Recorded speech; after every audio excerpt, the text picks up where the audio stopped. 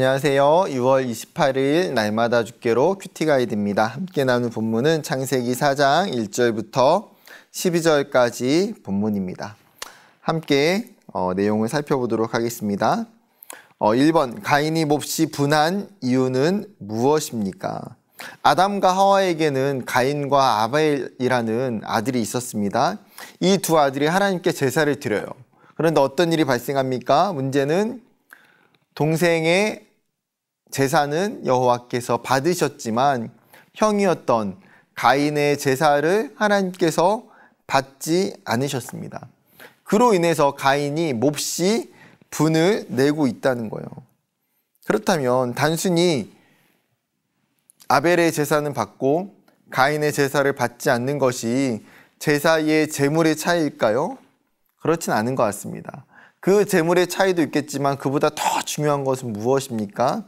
그 마음의 중심과 믿음이라는 것입니다.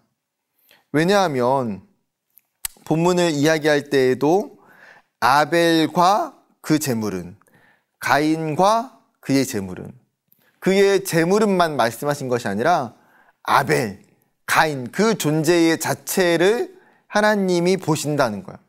그 존재 자체는 무엇입니까? 그의 마음과 그의 중심이죠. 그렇기 때문에 히브리서 11장 4절은 이렇게 이야기합니다.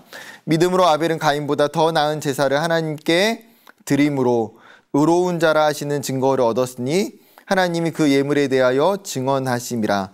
그가 죽었으나 그 믿음으로써 지금도 말하느니라. 뭐요? 어떻게요? 믿음으로 더 나은 제사를 드렸다고 히브리서 기자는 표현하고 있습니다. 두 번째입니다. 분하여 안색이 변한 가인에게 하나님께서 하신 말씀은 무엇입니까? 6절과 7절인데요. 여호와께서 가인에게 이르시되 내가 분하여 함은 어찌 됨이며 안색이 변함은 어찌 됨이냐. 내가 선을 행하면 어찌 낯을 들지 못하겠느냐. 선을 행하지 아니하면 죄가 문에 엎드려 있느니라. 죄가 너를 원하나 너는 죄를 다스릴지니라. 즉 너가 분하고 안색이 변하는 이유가 뭐냐는 거예요. 하나님께서 지금 가인의 마음을 아시고 그를 질책하고 계십니다.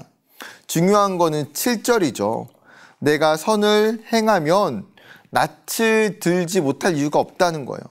분을 낼 필요도 없다는 거예요. 즉 여러분, 죄라는 것은 항상 우리의 가까이에 머물면서 우리를 유혹하고 우리를 넘어뜨리고자 한다는 것입니다. 그렇기 때문에 어떻습니까? 죄 앞에 무너지지 않도록 죄를 다스리고 억제해야 된다고 하나님께서 말씀하고 계시죠. 세 번째입니다. 아우를 죽인 가인이 받은 저주는 무엇입니까? 11절과 12절. 땅이 그 입을 벌려 내 손으로부터 내 아우의 피를 받았은즉 내가 땅에서 저주를 받으리니 내가 밭을 갈아도 땅이 다시는 그 효력을 내게 주지 아니할 것이요 너는 땅에서 피하며 유리하는 자가 되리라. 지금 아우를 죽임으로 말미암아 그 피가 땅에 뿌려지고 흘려지게 됩니다. 그로 인해서 땅이 저주를 받게 된다는 거예요. 그 땅의 저주는 결국은 무엇입니까? 그 땅을 살아갈 가인에게 동일하게 돌아가게 된다는 것이죠. 그 죄의 몫이 가인의 몫이 결국 되는 것입니다. 그로 말미암아 어떤 현상이 일어납니까? 밭을 갈아도 땅이 그 효력을 주지 아니할 것이다. 즉 땅의 소출이 풍성하지 못하게 된다는 거예요. 땅을 기반으로 살아야 되는 농부였던 가인에게 있어서는요, 충격적이고 심각한 심판, 형벌이라고 생각할 수 있습니다. 두 번째는 땅에서 피하여 유리하는 자가 된다. 즉 한 곳에서 정착하지 못하고요, 끊임없이 방랑 생활을 하게 된다는 거예요.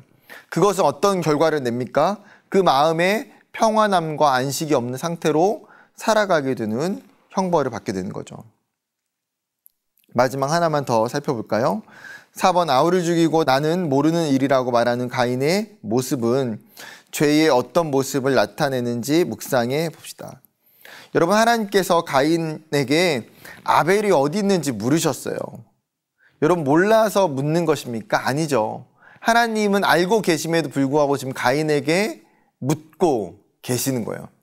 이 가인이 대답하는 것이 무엇입니까?